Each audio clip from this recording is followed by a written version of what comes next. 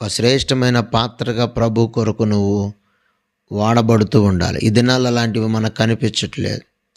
పేరుకు క్రైస్తవులంగా, పేరుకు బాప్తిస్మం పొందినట్లుగా, పేరుకు ఏదో విశ్వాసులంగా ఉన్నట్టుగా బ్రతుకుతున్నాం. ఇది విశ్వాసులకు తగదని ప్రభు వాక్యం ద్వారా మనతో మాట్లాడుతున్నాడు. అయితే ప్రభువును సొంత రక్షకునిగా అంగీకరించిన నీ బ్రతుకులో మొట్టమొదటిగా నీ జీవితంలో సువాసనలు వెదజల్లాలని దేవుడు కోరుకుంటున్నాడు. రెండవదిగా ప్రభువుని నమ్ముకున్న తర్వాత నీవు దేవుని కొరకు ఒక ప్రత్యేకమైన పాత్రగా ఏర్పడి దేవుని సేవ చేసే వ్యక్తివిగా మారాల.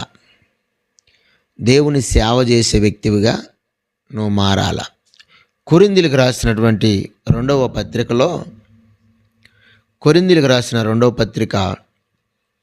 2వ అధ్యాయంలో